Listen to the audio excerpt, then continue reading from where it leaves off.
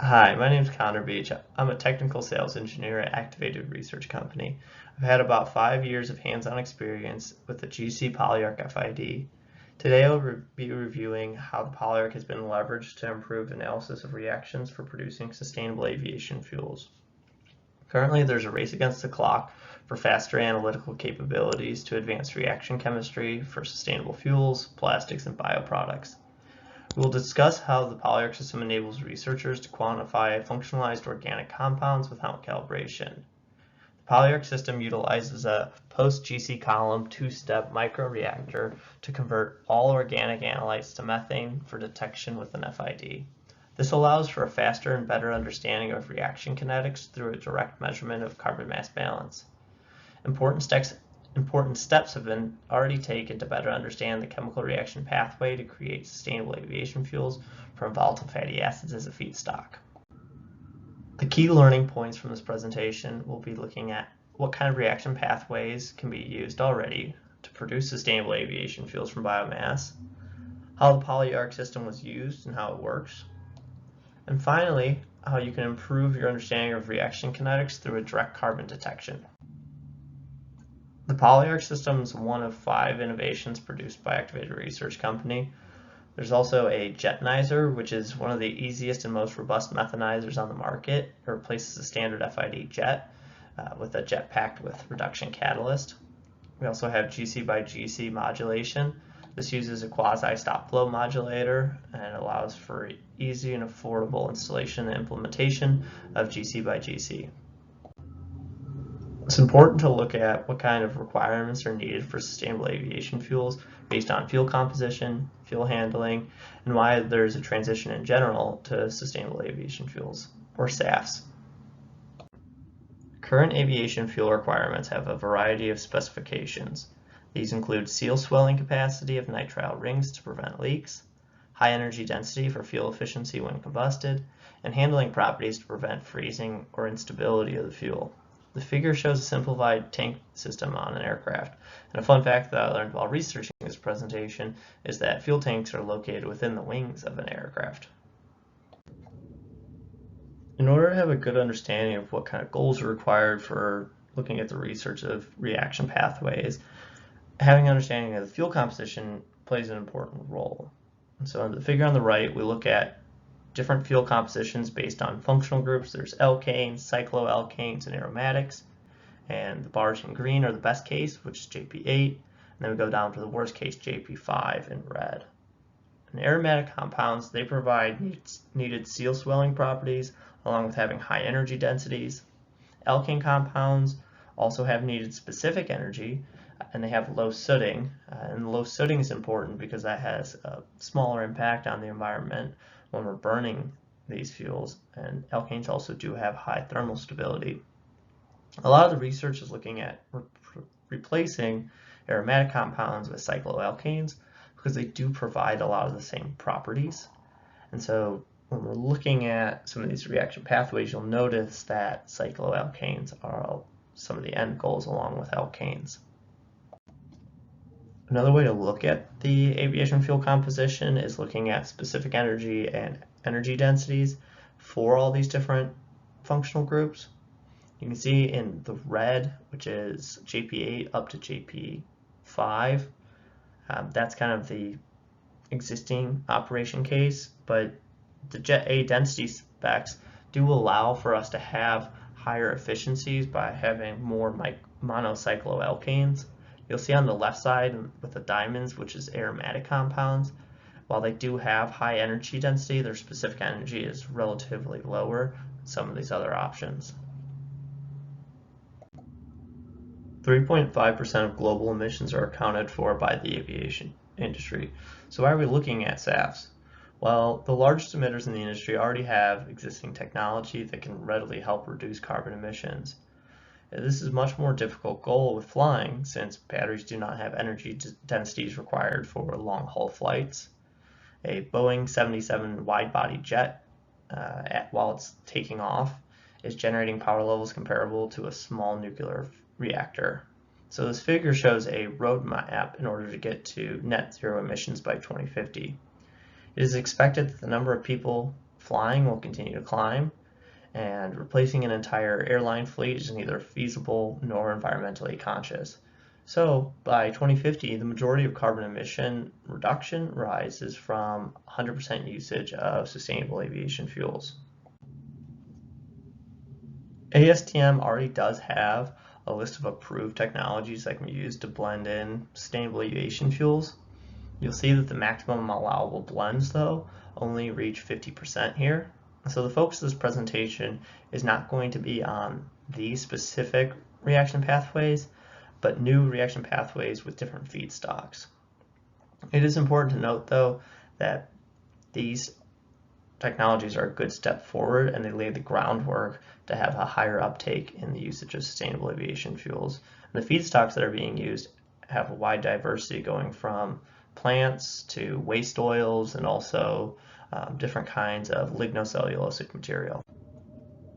In September of 2022, the Department of Energy released a roadmap looking at how can we expand the usage of sustainable aviation supply, having reduced costs and higher blend levels, all with expanding those improved methods that we just looked at. And I know that there's a lot of different points shown on this slide, but some of the more important ones is looking at catalyst R&D, expanding upon the variety and types of biomass derived oils that we can have, and also looking at novel and improved reactor designs, because a lot of the reactions that are required to produce sustainable aviation fuels do not currently exist in the petrochemical industry.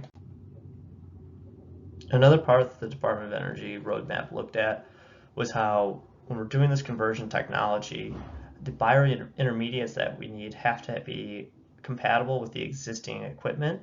We're not trying to fully scrap and replace everything that's been done for blending aviation fuels. We want to be able to utilize the existing infrastructure. You can see in this figure that there's a variety of feedstocks that are being used that then undergo different processes, all eventually leading to some sort of fuel blend.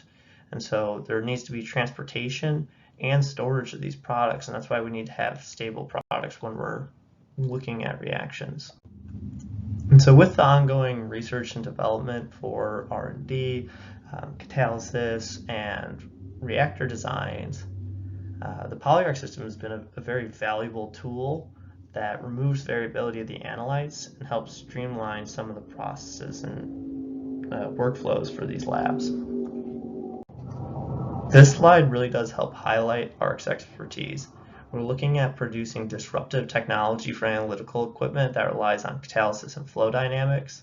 Polyarc's 3D printed microreactor helps minimize dead volume and peak broadening. And then the patented catalyst has a greater than 99.9% conversion to methane. All of this leading to a versatile tool that can be used when you're analyzing reaction products and feedstocks. This chart shows the relative response factors for a variety of different compounds. In red, we're showing just the FID alone. And now in green, we're showing the Polyarc added in. And if you're going to remember one thing about the Polyarc system, I think that this slide really does highlight where it performs the best. And so when we're looking at the compounds, the first 6 are just straight chain alkanes. And those compounds are something that the FID already does very well with. And so when we're using the Polyarc there's not going to be really a big difference. You're going to see a much bigger increase in sensitivity and better benefits when using the Polyarc when we're looking with small functional groups. So something like formaldehyde will have a relatively low response in an FID, but will have a huge increase when you add the Polyarc into your workflow. All these other compounds do have a variety of responses, and because of that, you need to do some sort of calibration to account for the FID variability. By using the Polyarc, you fully remove away that FID variability because we convert all compounds to methane, and so it's the same core compound that's actually combusted and detected in the detector. It is good to notice, though, that while we expect to have a relative response factor of 1 for all these compounds, that is not true. And that's not because there's any sort of difficulty doing conversion of these compounds to methane. that almost exclusively arises from other variability that you have in the system, whether that's coming from inlet discrimination or an issue that you had with sampling. And so having FID variability removed gives you a better understanding of how your GC is performing. So let's look at how the Polyarc system works. Polyarc is going to be located between your column and your FID. It's connected to the column with a zero dead volume union to help reduce any sort of peak broadening. And the reactor is going to have two steps. It's going to be an initial combustion step, converting all the analytes to CO2. That's why we need to provide air to the reactor. And then the second step is going to be a reduction step of that CO2 to methane. And so that's why we have hydrogen provided to the reactor. And so once each analyte is converted to methane, it's sent over to the FID, and that is where it is finally actually detected. And so since the FID is only ever detecting methane for every analyte you put through it, you're going to get a universal carbon response for all compounds. So let's get into some of the more exciting new innovations that have been ongoing in order to produce new types of sustainable aviation fuels. I think it's nice to start with a quote that came out of the 2019 State of Technology and Future Research. This was specifically looking at catalytic fast pyrolysis of lignocellulosic biomass to produce hydrocarbon fuels, with this work being done at NREL. But experimentally, they were having a carbon mass balance around 88 to 87% for 2017 and 2018. And so they made a decision to tackle that uncertainty that they were having with their mass balance by adding an additional analytical equipment, which was a Polyarc GCMS system. So that would be a GC that had a Polyarc FID for one detector, and that was also a split signal with a mass spec. So they were getting identification and quantification in a single injection. And once they deployed this new combination, they were able to get nearly 100% mass balance closure. Let's look at the timeline of research that we'll overview.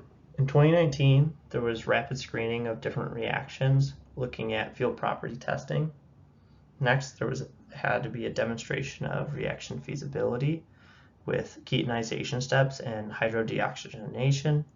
And lastly, most recently in 2022, there was a measurement of reaction kinetics and process modeling in order to look at scale up.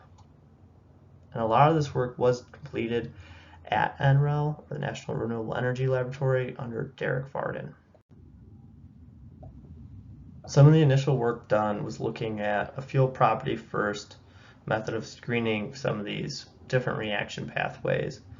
Because there's such a variety of biomass available with different reactions and then ultimately field properties, it's good to have analytical tools that can help expedite research, and that can be done by having reduced calibrations.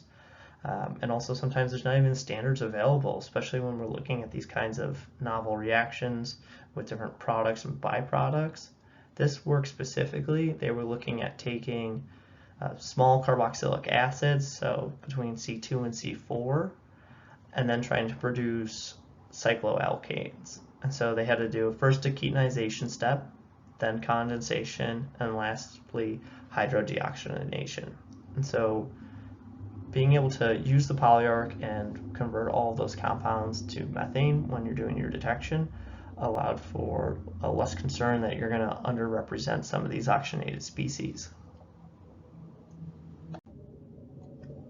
Once the fuel properties were confirmed to work, started looking at how could they expand those reaction steps. Ketonization, condensation, and hydrodeoxygenation, all with the end goal of producing fuels. And so they had those 3 to 4 steps. Here they were looking at applying it to wet waste now. There's approximately 500 million gallons of gasoline equivalent brown grease currently available that could be used, but most of it's now going to landfills or being incinerated. So they took C4 and C6 feeds of volatile fatty acids. They also had another set of feeds that was C6 and C8. And they looked at whether or not you could then produce these different fuel types. And when they had the smaller than C7 ketones, those had to go through extra steps and they also end up with fuel properties. While they are beneficial, they're not currently fast-tracked and allowed to be put into blends. The C8 or larger are almost identical to the alkanes that are currently being used, and so those could be used as direct drop-in replacements. These reactions for ketonization were done over a zirconium oxide catalyst, and it was identified that these fatty acids will cross-ketonize at a higher rate than they'll self-ketonize.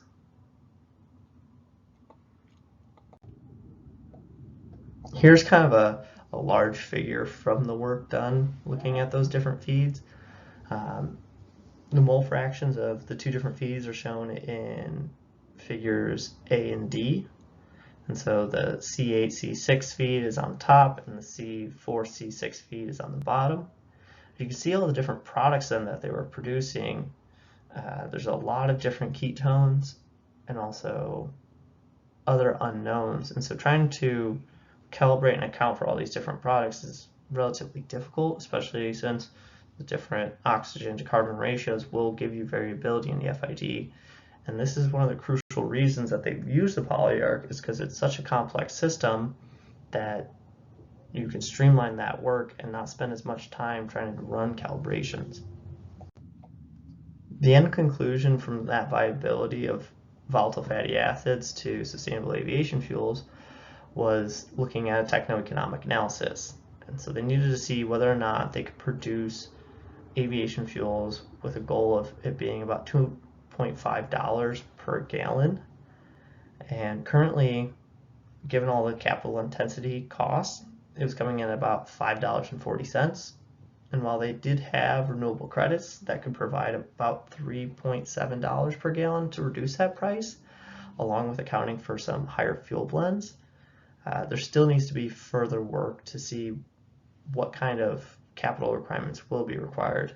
One of the biggest at least requirements is that ketonization reactor, and so that's why further investigation was done into those reaction kinetics.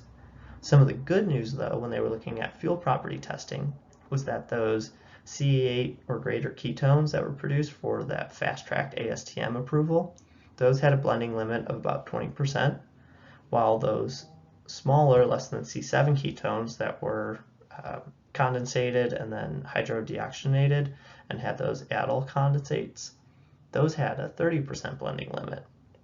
But what was really interesting was that when they combined those two blends together, they were able to get fuel properties that were acceptable up to 70%. So this work is already pushing the limit of what is acceptable for maximum fuel blends. Since ketonization steps are not widely used in the industry, the most recent research goal was expanding the understanding for reaction designs and getting a better idea of what kind of limitations we'll be facing when we try to do process scale up. And so they simplified their system and they had reaction chemistries of just hexanoic acid to 6-undecanone with a equilibrium potential step of a anhydride. And so once again, they used GC Polyarc FID split with a mass spec, and they were doing an analysis of liquid samples collected after the knockout pop from their flow reactor. Some of the bigger conclusions from the research was that the ketonization steps do steeply increase as the hexanoic acid, the feedstock partial pressure, increased up until about 10 kilopascals, and at that point it's believed that they hit a saturation level of the active sites and they saw no more increase in reaction rates. It was also found that the reaction was not limited by ketones nor production of CO2, but the biggest inhibitor when running this reaction was the water produced, and that's most likely because water molecules will compete with the catalytic sites through absorption. And so that water pressure is highest at the end of the reactor, and that necessitates a very long reactor for their initial design. Their initial design was actually rather large. It was about 2,450 meters long and had an inlet pressure of 215 atmospheres, and that was to get a 98% conversion to ketones, and that's just obscenely large. It's not feasible to have a reactor that's that big. So they were able to get a final recommendation to have a reactor in series with a water step removal between each of these much smaller reactors. And they had 9 in series, and they were only about 50 meters long, which is a much more reasonable size. And so they do have a path forward in order to run this ketonization step at scale, or at least to begin testing it. They also did find that internal diffusion of the zirconium oxide catalyst in those pellets had almost a negligible impact on the length. I'd like to end on another quote that was given to us by some of the people that was running these reaction steps and doing the analysis. And they point out that the Polyarc saved them a lot of time since they didn't need to develop response factors for the different acid reactants, anhydrides, and ketone products. And that all saves valuable research time, especially when you're operating on grants. They also say, generally, that the Polyarc is an invaluable tool for quantifying highly heterogeneous contents of aviation fuel mixtures, all because we prevent the need for calibration curves of every compound. So in summary, there's about 6 approved reaction pathways for sustainable aviation fuel, but there's a lot more that are being investigated. And the Polyarc system is able to remove variability from the FID's response. That's all by converting analytes to methane. And so a lot of researchers are using the Polyarc to have a direct carbon detection for improved understanding of the reaction kinetics. It's also used to quantify reaction product unknowns, sometimes when you don't have standards available because you are doing novel catalysis. Thank you so much for your time and attention. If you do have any questions, feel free to reach out to me via email at connor.beach@activatedresearch.com, and that email address is shown at the bottom of the slide. Thank you. Bye.